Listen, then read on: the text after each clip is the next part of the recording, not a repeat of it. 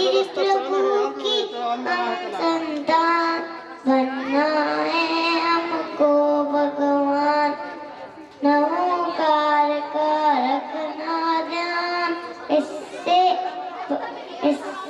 कटते पाप मान, वीर प्रभु की हम संतान, बनना है हमको भगवान, आत्मदेव पहचान, निर्णय करके मनोमान, वीर प्रभु की हम संतान, बनना है हमको भगवान।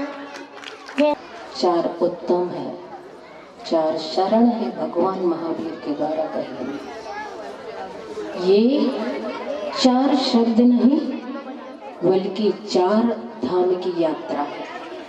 कुछ कुछ कुछ बहुत कुछ और सब कुछ, तुम और तुम्हारा जीवन इन चार शब्द के इर्द गिर्द ही घूमता है।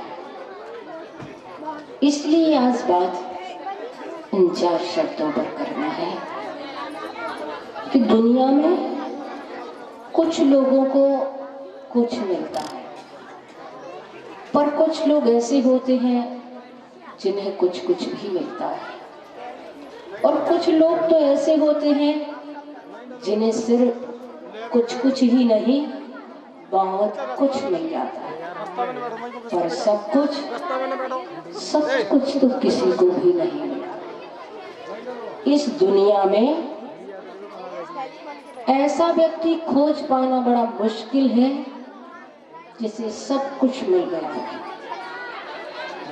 ऐसा व्यक्ति मिलना बहुत मुश्किल ही नहीं असंभव है जिसके सारे सपने पूरे हो गए, जिसकी सारी ख्वाहिशें पूर्ण हो गई हैं। ऐसा व्यक्ति मिलना बहुत दुर्लभ होता है। दुनिया में बड़े से बड़े चक्रवर्ती, इंद्र, राजा, महाराजा और भी उनसे भी जैसी शक्ति रखने वाले और भी महापुरुष भी, मगर सब कुछ किसी को नहीं मिला, कभी नहीं मिला। इसलिए जो कुछ तुम्हारे पास है उसमें ही राजी रहो, जो तुम हो उसमें ही तुम राजी रहो।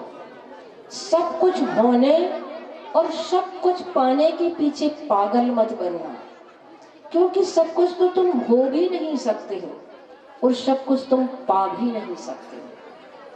जैसे कि आप लोगों ने सुना होगा, सोना होता है, सोना बहुमूल्य होता है, कीमती होता है, बहुत दुर्लभ वस्तु माना गया है, मगर सोने में सुगंध नहीं होती। इसलिए कहावत बनी है, सोने में सुहागा। समुद्र को ले, समुद्र गहरा होता है, अथाह होता है, बहुमूल्य जल रत्न राशियों को अपने गर्भ में समाये हुआ होता है। जल राशि का अपार भंडार होता है। होने को तो समुद्र में और भी बहुत कुछ होता है, मगर सब कुछ तो उसमें भी नहीं होता, क्योंकि समुद्र का जल खारा होता है। ऐसी ही बहुत सारी चीजें हैं बंधुओं। हम इसलिए सब कुछ होने और सब कुछ पाने के पीछे न भागे। आप लोगों के समक्ष यहाँ पर कुंडलपुर के बड़े बाबा की गौरव गाथा दिखाई जा रही थी। सोचा था कि कुंडलपुर के बड़े बाबा, उनकी इतनी विशाल प्रतिमा बनाने वाला शिल्पी कौन होगा, किसने उनकी प्रतिष्ठा कराई होगी, और कैसे वो बड़े बाबा अपने स्थान पर विराजित हुए होंगे। इतना विशाल मंदिर किसने बनवाया होगा। सारे प्रश्न भर करके हमारे दिमाग में आते हैं। जो यहाँ पर कुंडलपुर की गौरव गाथा आप लोगों को दिखाई जा रही है, 4 पार्ट में है। पहले तो उसकी कहानी एक व्यापारी से जुड़ी हुई है। जो व्यापारी उस प्रतिमा को खोज करके वहां पर प्रतिष्ठित कराता है। दूसरी कहानी मुनि महाराज से जुड़ी हुई है, जिन मुनि महाराज ने संकल्प ले लिया था कि जब तक हमारे लिए जिनेंद्र भगवान के दर्शन नहीं होंगे तब तक हम आहार ग्रहण नहीं करेंगे। ऐसा करते करते वो मुनि महाराज विहार करते हुए चले जा रहे थे और हिंडोरिया में पहुंचे थे। वहां पर किसी ने बताया कि दूर झाड़ झंकारों के बीच एक प्रतिमा है, वहां जाकर के दर्शन हो सकते हैं।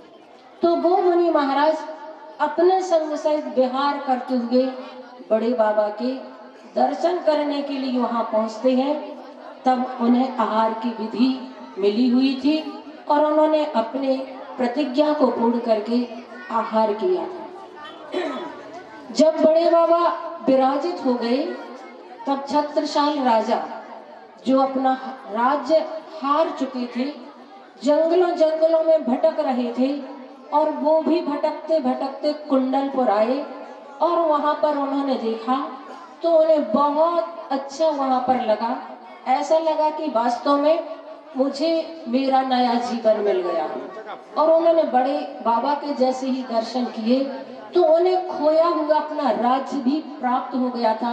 ऐसा अतिशय वहां का बताया जाता है। फिर औरंगजेब जो मूर्ति तोड़ने के लिए वहां आया था और उसने बहुत प्रयास किया, लेकिन वहां पर ऐसा अतिशय और चमत्कार हुआ कि जैसे ही मूर्ति को तोड़ने के लिए गया तो सारी मधुमक्खियां वहां की भिन भिना उठी और सारे सैनिकों के शरीर पर वो सारी मक्खियां चिपट गई, जिससे कि वह कुछ भी नहीं कर पाया। थोड़ा सा पैर में हथौड़ा लगा जिससे कि दूध की धारा बहने के लिए थी, तब वह माफी मांगने लगा, अपने अपराधों की क्षमा मांगने लगा।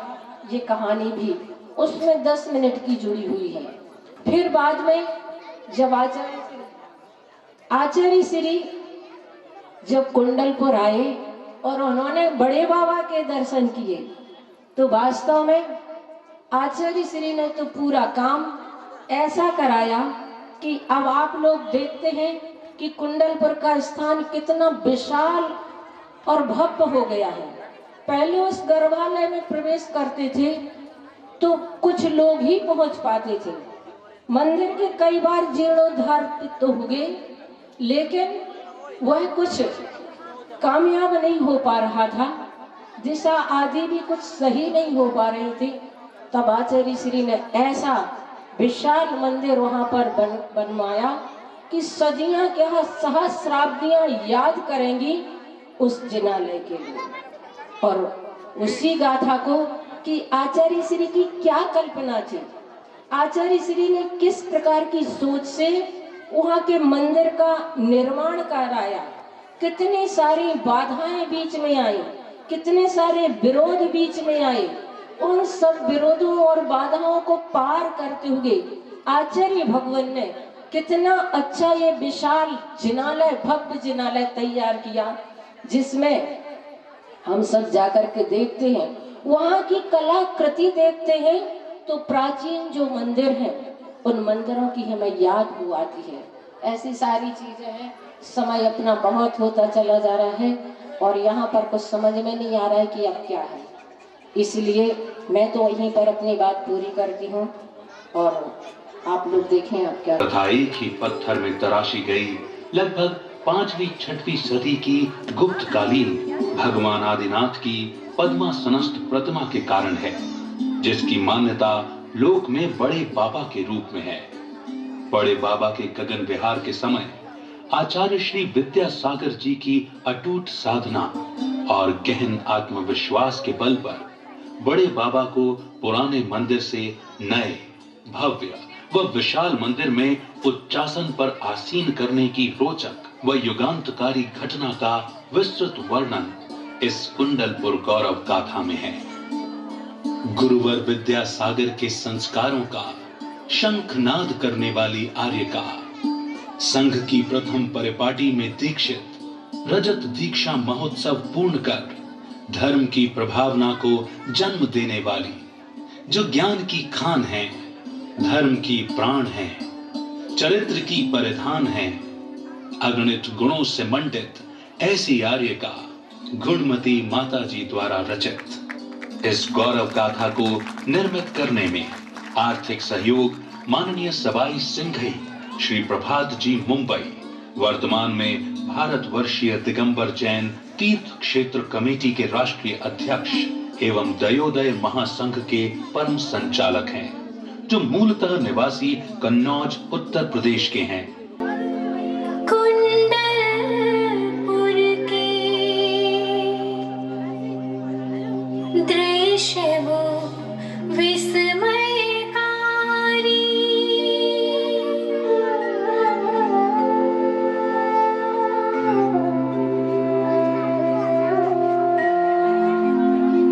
एक छोटे से मंदिर में थी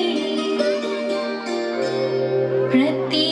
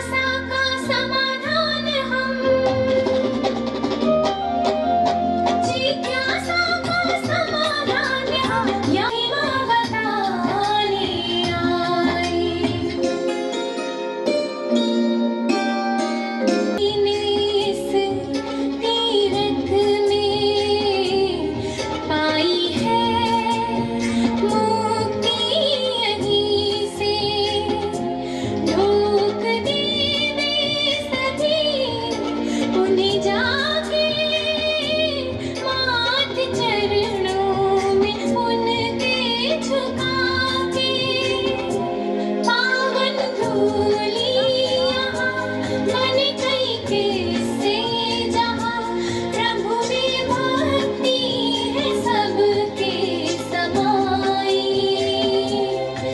बड़े बाबा है शरण सहाय।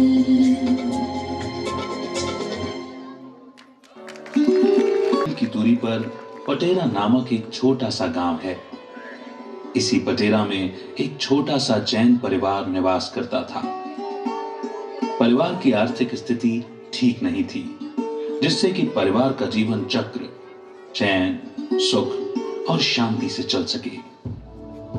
इसी मध्य प्रदेश में महाराजा छत्रसाल राज्य करते थे। उनका एक छत्र शासन था। महाराज छत्रसाल का राज्य दरबार लगा हुआ है। तभी द्वारपाल संदेश लेकर आता है।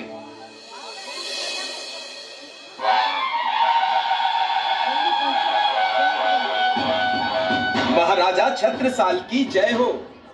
महाराजा छत्रसाल की जय हो। महाराज, दो बनवासी पुत्र जगह जगह भ्रमण करते हुए हमारी इस राजधानी में पधारे हुए हैं। वे भगवान की पुर वाले बड़े बाबा की कहानियां सुनाते हैं। मधुर कंठ से जब वे गाते हैं तो चलते राही ठिठक कर खड़े हो जाते हैं। वो गीत के माध्यम से अपनी जिज्ञासाएं भी रखते हैं। जिज्ञासाएं? किस विषय से संबंधित जिज्ञासाएं हैं उनकी? महाराज, उनकी जिज्ञासाएं बड़े बाबा और उनके विशाल जिनाले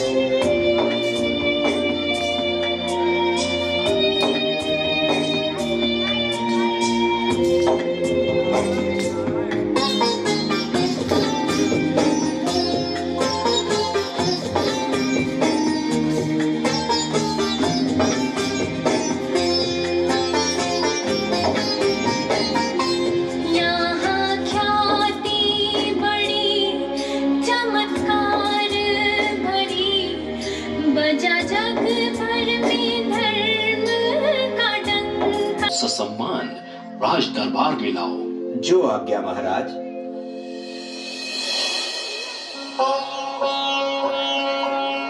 भक्तों, कुंडल और उनके खोज की कथा, जिसके कारण बुंदेलखंड के गौरव में 4 चांद लगे। इस तीर्थ पर भक्तों के आवागमन का कार्य प्रतिदिन जारी रहता है।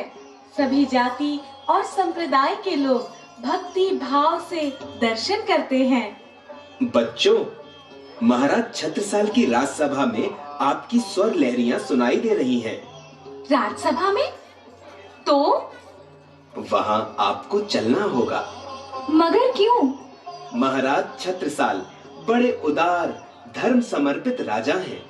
वे बड़े बाबा की कहानी जानना चाहते हैं। जैसी आज्ञा।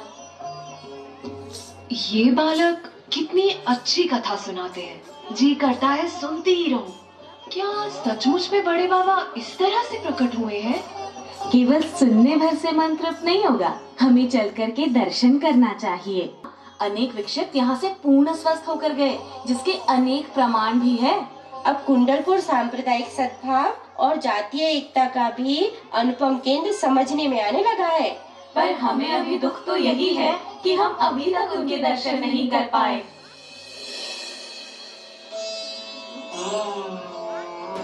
महाराज की जय हो, महाराज की जय हो। अरे, तुम दोनों ही इतना मधुर गायन करते हो। महाराज, आपने जो हमें यहाँ बुलाया है, ये हमारा सौभाग्य है। सौभाग्य क्यों? महाराज, आप धर्म प्रिय राजा हैं, इसलिए मुझे आज इस राजसभा में बड़े बाबा का इतिहास सुनाने का सौभाग्य प्राप्त हुआ है। मैं यहाँ बताना चाहता हूँ कि इतनी प्यारी सी, इतनी सुंदर सी, इतनी विशाल बड़े बाबा की प्रतिमा कैसे प्राप्त हुई। महाराज, अगर आपकी आज्ञा हो तो सुनाऊं? स्वागत है, सुनाओ। आदिश्वराय नमः।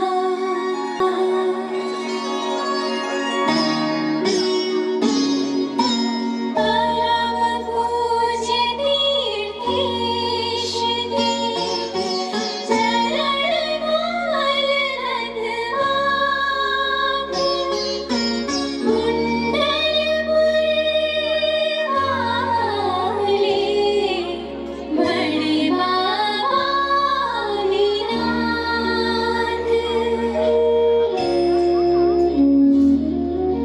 श्रीधर देवलिनी सिद्ध भूमि सुखनाथ। सदा नारदी भारती भवजन को भवहार।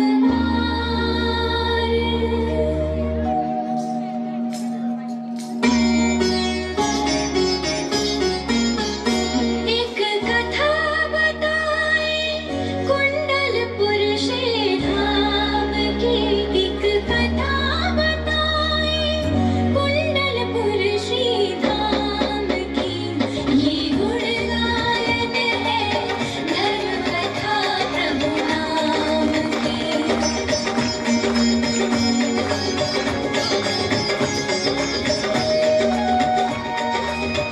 भारत देश मध्य प्रदेश बुंदेलखंडी दमोह नगरी है सुंदर बस्ती ग्राम पटेरा नाम की। यही मातृभूमि है कुंडलपुर शुभ धाम की। एक कथा बताए कुंडलपुर श्री धाम की।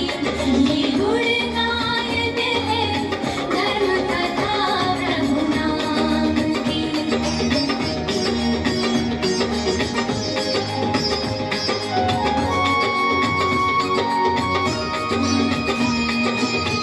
इस क्षेत्र की एक कहानी घटना है वो बहुत पुरानी। गाँव पटेरा का व्यापारी धन अभाव से है लाचारी।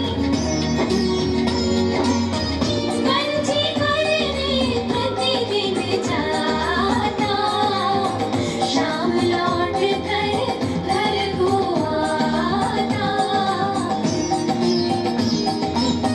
सीधी सच्ची पत्नी घर में, धन का लोभ नहीं था मन में।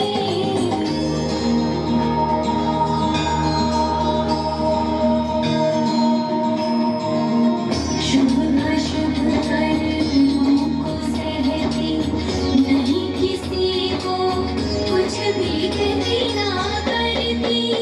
इच्छा निज तन गायन है धर्म कथा प्रभु नाम की। आर्थिक तंगी के कारण अब मुझे कुछ तो करना ही पड़ेगा। परिवार के भरण पोषण के लिए छोटे मोटे व्यापार से ही काम चल जाएगा। जो हमारे पास थोड़ी सी पूंजी है उससे नमक गुड़ आदि खरीद कर पर्वत पर दूसरी तरफ बसे गांव में बेच दूंगा, जिससे अच्छा मुनाफा मिलेगा। सुनिए ना, मुझे ज्यादा पैसे का लोभ नहीं है। दिन भर की मेहनत से आप जो भी पैसे लाएंगे उसी से हम परिवार को खुश रखेंगे। मुझे धर्म पर पूरा भरोसा है। इस गरीबी में भी मैं ईमानदारी से ही जीऊंगा।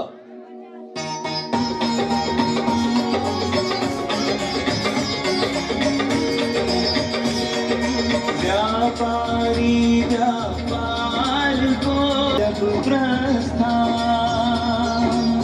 बड़े सुबह तड़के चला प्रभु का करके ध्यान। दक्षिण ओर पहाड़ी का घेरा, उस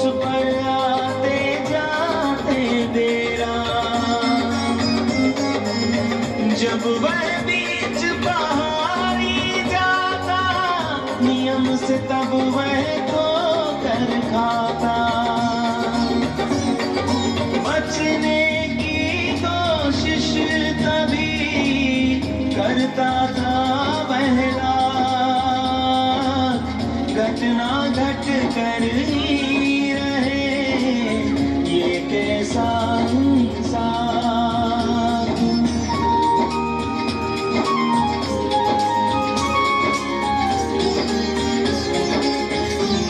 संभल कर चलता है भारी, संभल कर चलता है भारी,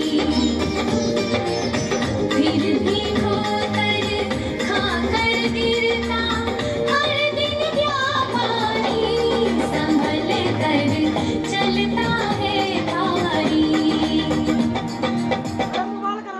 मुझे इस पहाड़ी रास्ते पर पहले भी कई बार इसी निश्चित स्थान पर ठोकर लगती रही है। अरे भाई, सुबह सुबह यहाँ?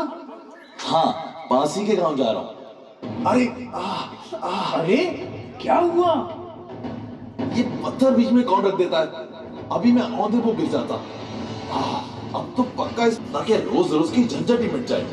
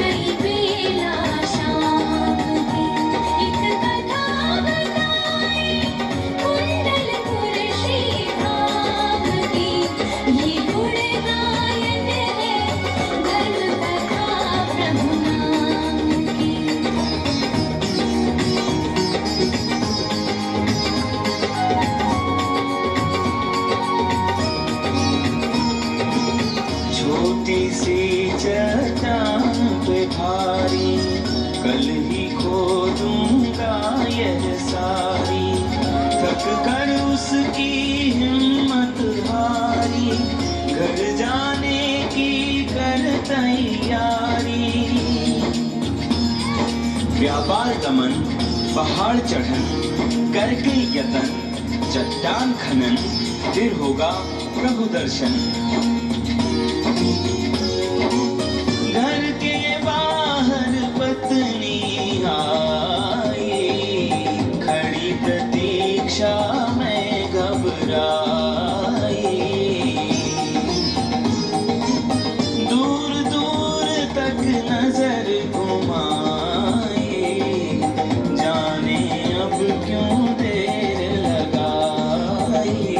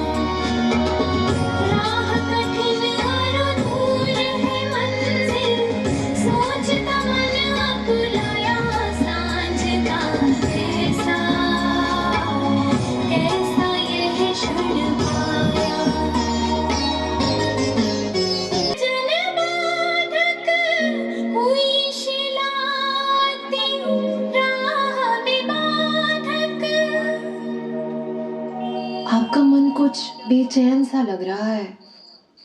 आज एक चट्टान को खोदते खोदते थक गया हूँ। हाथ मुंह धोकर पहले भोजन कर लीजिए। नहीं, आज मुझे भूख नहीं लगी, बहुत थकान लग रही है। अच्छा तो आप विश्राम कर लीजिए, थोड़ी सी नींद ले लेंगे तो सारी थकान निकल जाएगी। कल मुझे जल्दी उठा देना, उस चट्टान को हटाना है।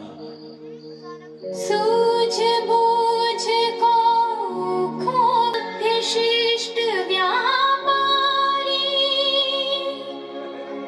तभी रात को नींद सहायक हुई उसे सुखकारी।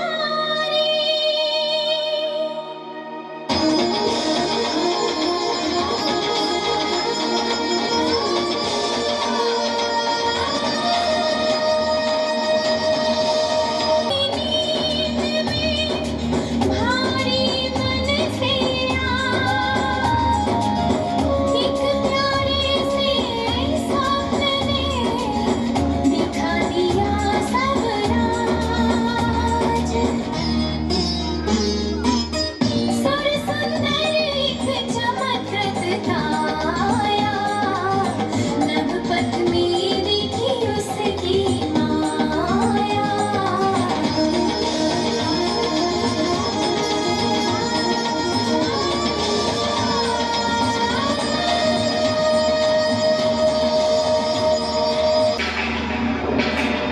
अरे मूर्ख, यह मूर्खता क्यों कर रहा है? जिसे तूने चट्टान समझ रखा है वह चट्टान नहीं है, जिसके नीचे भगवान आदिनाथ की विराट पद्मासन प्रतिमा है। कोई प्रकट सलाम उसके धीरे कंकड़ों से जड़ी बाहें झिलमिलाती है। कंठ सुरीला जैसे बोलती है कोकिला, सपने में सच सच सारा बतलाती है। अरे नाना नाना खजान, मोहिनी मूर्तियां प्रभु की समाई है। ओ खुशनसीब जाओ ढीले के करीब तुम, विरलों में तेरी पुण्य कमाई है। जुते हुए छोटे छोटे बछड़ियां गाड़ी, ऐसी बैलगाड़ी लेके जाना पहाड़ी है। प्रभु विराज की गाड़ी में करेंगे हम गाँव कथा सुनते हुए बोले। अरे सुबह हो गई, अभी मैं कितना सुखद सपना देख रहा था। हे परमात्मा, काश ये सपना सच हो जाए। मैं ये रात्रि वाला स्वप्न अपने गांव वालों को सुनाऊंगा। दूसरे दिन प्रातः काल अपने तो हो एक छोटी सी कुदाली को कंधे पर लटकाकर बैलगाड़ी लेकर जाने को तैयार हो गया। है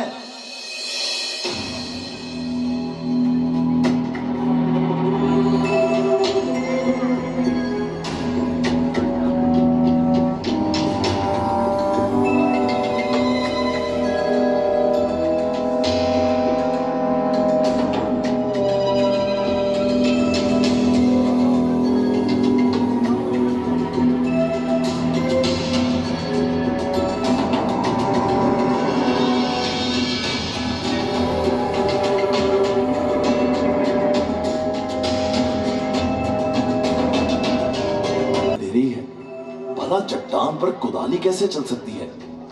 अरे भाई, चट्टान को हटाने की कोशिश करो।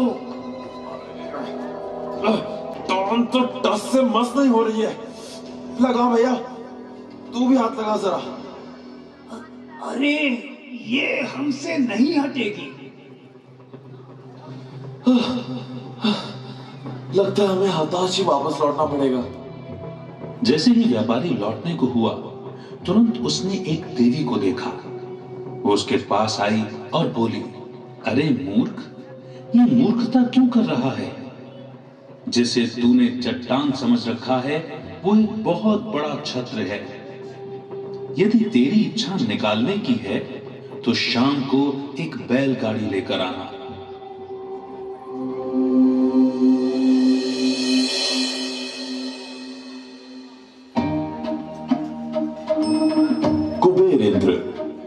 अब मध्य लोक के आर्य क्षेत्र में कुछ अघटित घटित होगा, इसीलिए मेरी इच्छा अनुसार विस्मयकारी अपनी कला से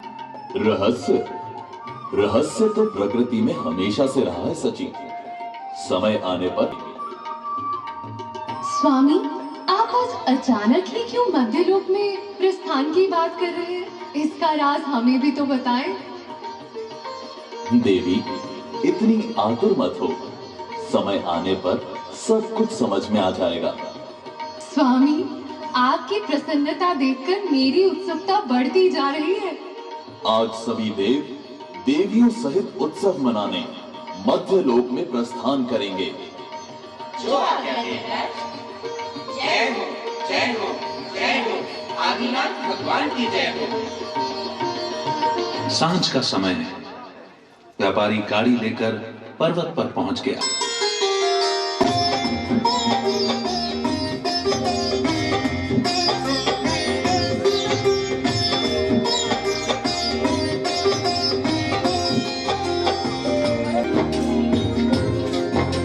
सांझ समय वह गाड़ी लेकर पर्वत ऊपर पहुंचा।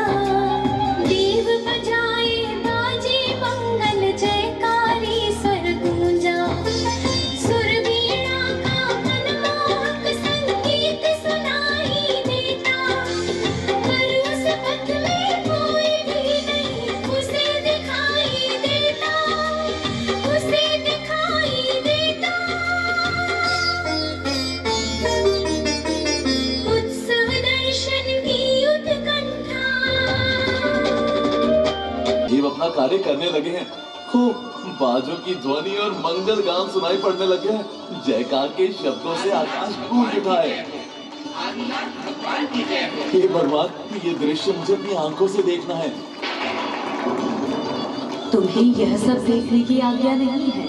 आदिनाथ भगवान की प्रतिमा को मैंने गाड़ी में विराजमान कर दिया है। गाड़ी को आगे बढ़ाओ, लेकिन मुड़कर नहीं देखना। गाड़ी चल तो रही है, पर इतनी हल्की क्यों? हे प्रभु, ये क्या आपकी लीला है?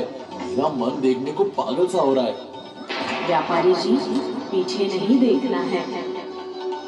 कैसे रोकूं मन को? अपने आप को मैं रोक ही नहीं पा रहा हूँ। देवी, इस लीला को देखने मन तरस रहा है। व्यापारी जी, सिर्फ पीछे की ओर ना घूम जाए।